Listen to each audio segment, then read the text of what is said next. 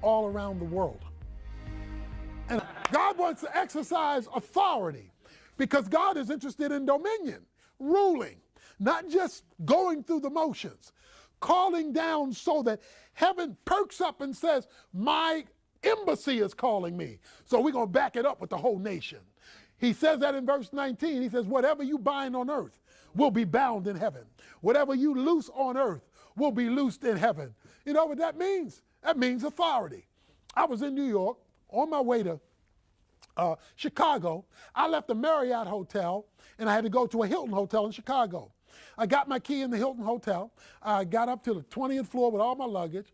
I put the key in the lock. It went click, click, red light, didn't come on. Click, click, red light, didn't come on. You know how irritating it is to go up 18 floors with luggage and your key not work? Being somewhat evangelically ticked off, I went back downstairs and I went to the counter and I said, this key is not working. He looked at me and he said, I'm sorry, sir, but this key doesn't go to this hotel. I was using my Marriott key from New York trying to open up a Hilton lock. The reason why the church is not working today is we're using the wrong keys. He says, I will give you the keys to the kingdom, which means you've got to be a kingdom church, which means you've got to be a church full of kingdom men, because God has called for men to lead in the church. Now, I'm a little bit unpopular with this view around the country, but God has always called men to lead, not only in the home, but in the church. 1 Timothy chapter 3, verse 1. If a man, and the Greek word there means male, if a male desires to be a leader in the church, he says in chapter 2, women are not to have authority over men in the church. So when you reverse that, you've done what Satan did in the Garden of Eden. You create the great reversal for which God backs off. So men have to step up in the church because the church is a kingdom institution. Don't get me wrong. Our ladies are critical. Their gifting, their knowledge, just like a wife, their skill are critical. But God has called it, I am the God of Abraham, Isaac, and Jacob. Not because the ladies weren't important, but because the men were responsible. You are responsible. So it is inconceivable in the Bible that a man would not be a dynamic, involved, active, committed part of a local church. Not sending his family, leading his family, because that is his role. Why go though? Well, certainly the collective worship of God. That's one of them. We go to worship God. And you know what worship is. Every time your favorite football team plays, that's football worship.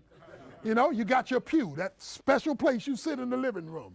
You know, you got your altar, the television set. And you will give 3 hours of uninterrupted focus and attention, okay? So worship is the celebration of God for who he is, what he has done, and what you are trusting him to do. But it's for more than just worship. The purpose of the church is for discipleship. Discipleship is that developmental process of the local church that moves a person from spiritual immaturity to spiritual maturity. The goal of the church is to disciple, and the goal of the church is to primarily, watch this, disciple men, because men are responsible for discipling their families. You are to be your wife's pastor.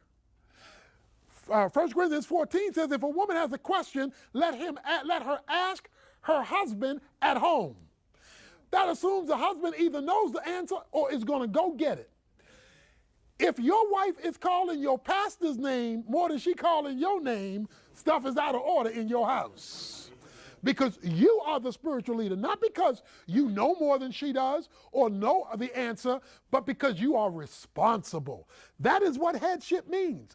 I am the one who takes responsibility. And here it is, even if you're not the one to blame.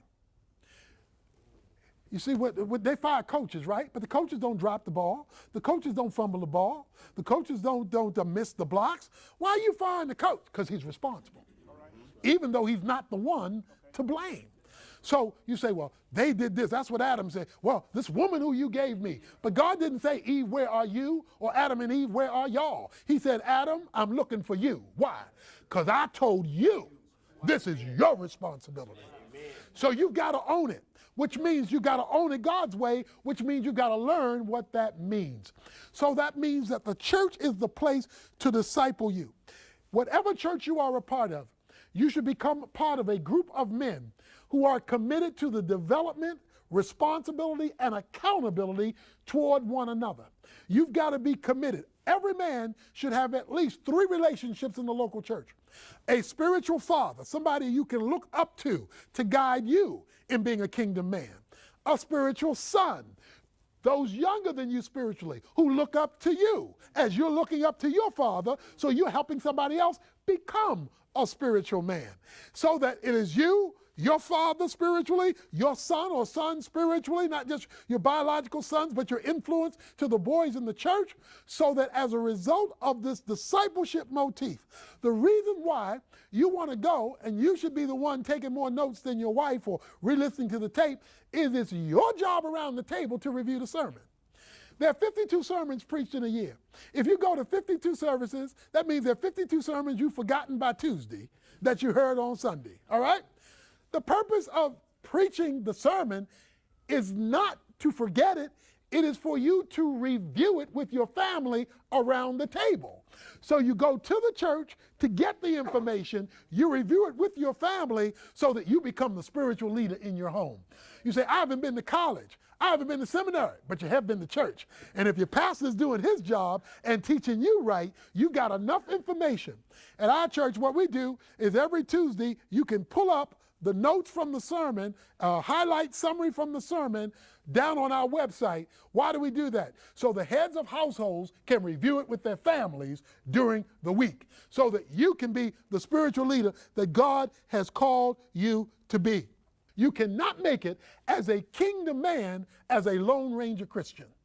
You will be cut off, you will be isolated, and you will be destroyed. Just like a lone log in a fireplace can't stay hot for very long, it's got to be rubbing up against other logs. You've got to be rubbing up against other males and other men who are kingdom-oriented, who think in terms of the motherland as they run their embassy, to support the vision of the pastor, the biblical vision of the pastor and of the church. The rallying group for the church should be the men of the church, and the ladies should support that. But that pastor ought to know that he has an army of men behind him to represent this embassy's presence in the community that it serves, in the place where it is situated. You belong to the kingdom, and you belong to Zion, and Zion is the place where God's people come together to worship and be discipled, to replicate. It's also where you minister. It's also where you use your gifts and talents and skills for the furtherance of the ministry, not just for the furtherance of your career. Remember, God blesses to you if he can go through you. That's where you use your gifts. I know you're tired. I know you've worked all week. But I remember when I was playing football and I'd come home and I didn't want my mother to ask me to do any work, and it would be after 2-a-days, and I'd come in and say, oh boy, I'm so tired. I think I'm going upstairs and rest. I'd scream it out, because I didn't want her to ask me to do nothing. So I wanted to tell her when I got in the door, don't ask me. To which she would say, you better get your ugly self up in this kitchen and wash these dishes and clean this floor. And she'd give me all this stuff to do. And I'd say, Mama, I'm tired. I'm very tired. She would say, did you just tell me you were tired? She said, let me explain something, boy. If tiredness were a criteria of function, your breakfast wouldn't be made, your lunch wouldn't be made, your clothes wouldn't be clean. She said, if tiredness were a criteria of function, I'd have gotten rid of you today after you were born. What she was saying to me is, you can't get the benefits of the house and incur no responsibility in the house. That's why when you join our church, we give you a list of 130 ministries to choose from. Choose one. But be engaged so that you don't just get it. You can't say, preach to me, sing to me, counsel me, encourage me, teach me, help me, but expect nothing from me. That's a pimp. You know what a pimp does? He doesn't do any of the work. He just wants all the benefits. That's a leech. What God is calling on men, kingdom men, to do is to step up. Paul tells in Timothy, he tells his son Timothy, when you go to the church at Ephesus, you tell the men to step forth and pray in every place. I want the men taking the lead in prayer, he says. I want the men lifting up their hands, their holy hands to God. I want the men front and center. Not because the women aren't critical, they are, but because God has called the men to lead his covenant, and the church is the new covenant of God. And so you just can't pass it off. Your mother will do it, your mother will do it, your mother will do it, your mother will do it. No, that's for me in my house. I'm the leader here. And yes, there are times you have to delegate to the wife. You can't be there, or there's the emergency. Yes, that she's there to help. She's there to collaborate. She's not there to replace. Wow. And so what we have today is replacements taking place in the home and in the church. And as a result, Jerusalem is in trouble. Look at what he does.